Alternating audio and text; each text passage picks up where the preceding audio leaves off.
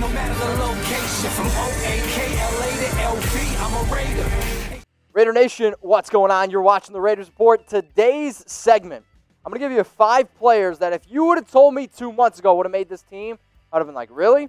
You sure? So yeah, they're going to be surprise keeps. And the first guy coming in, it's Javin White. Absolutely love me some Javin White. He has been opening the eyes of Paul Gunther. Been opening the eyes of John Gruden. And now he's even opening the eyes of the players that he's going up against.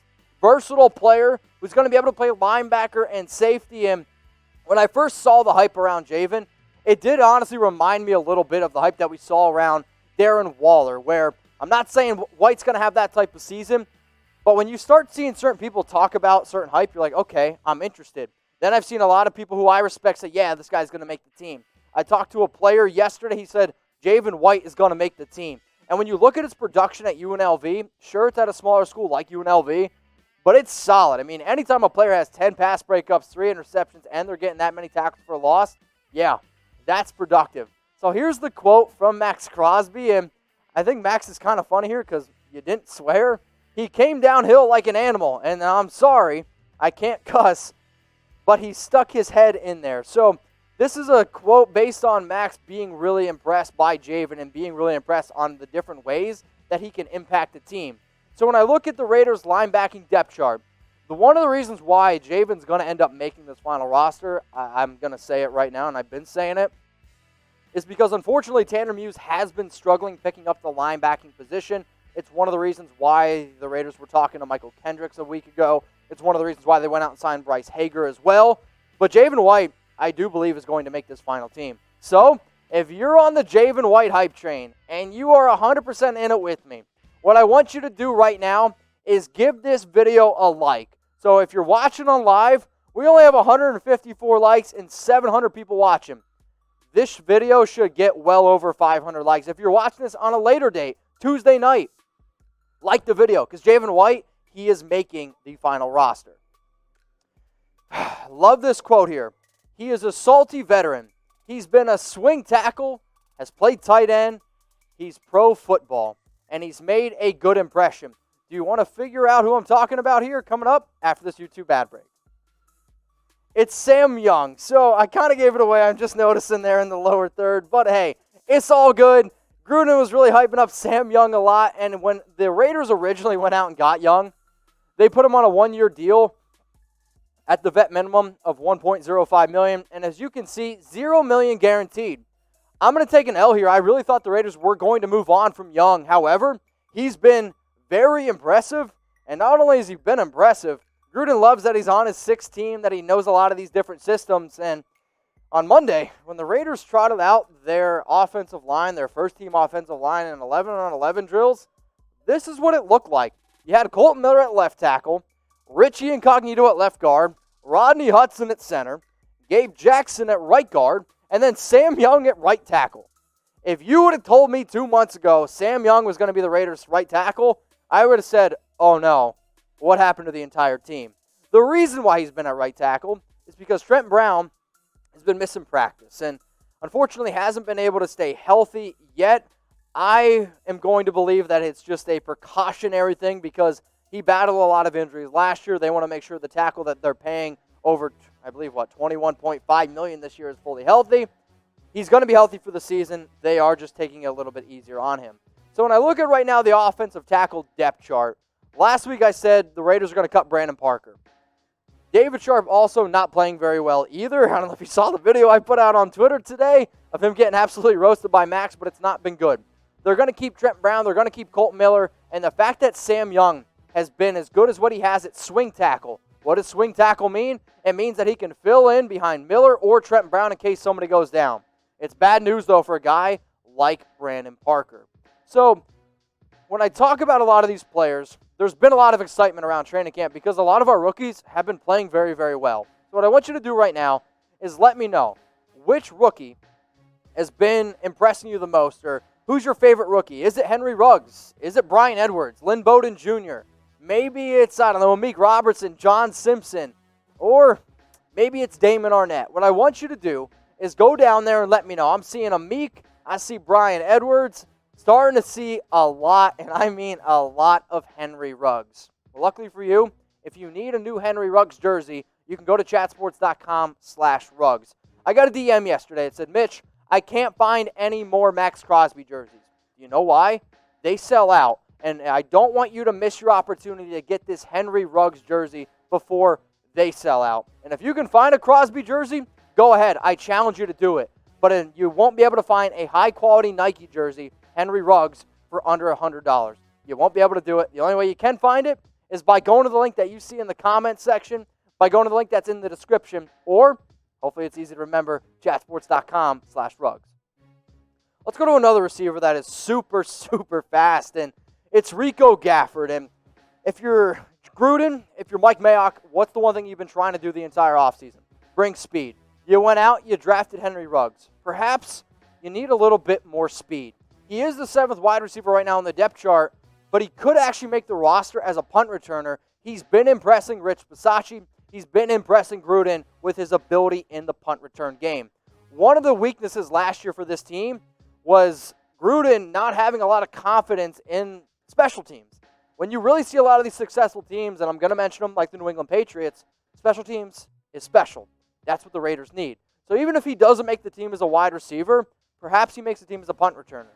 So here are the 4 players right now at Raiders training camp, that are getting the most work at punt returner. It's Nelson Aguilar, it's Hunter Renfrow, Lynn Bowden Jr., and Rico Gafford. Now, what I want you all to do out of the 4 names, I know I didn't ask you to do it, but I'm going to anyway. Out of the 4 names that you see on screen, who do you think would be the absolute best at returning punts? So, get your votes in. I appreciate that. Rico Gafford is a really, really solid player, brings a lot of speed, and I know he's a fan favorite, especially on IG. I see a lot of hype videos around Rico. He's a fun player. I know that a lot of people think that he ran a 4.22. I will continue to say he did not run a 4.22. So, will Rico make the final 53-man roster? Give me a Y for yes. Give me an N for no. I would like to see Rico make it. However, I'm going to break my own rules here because guess what? This is my show. I think he has a better chance of making the 55 as that extra player that they bring off the practice squad onto the final roster. So Y for yes, or give me an N for no. So if you like what you see, if you like interacting, if you like the ability to communicate with Raider fans from all over the world and with a host, then hit that big red button and subscribe to the Raiders Report. We do daily videos for free.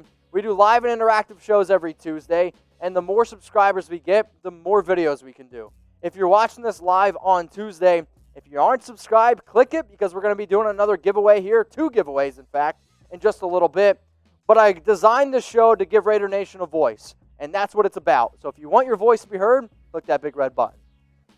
Let's go to Daniel Ross here making the roster, and this one might not be too much of a surprise now because the Raiders released P.J. Hall.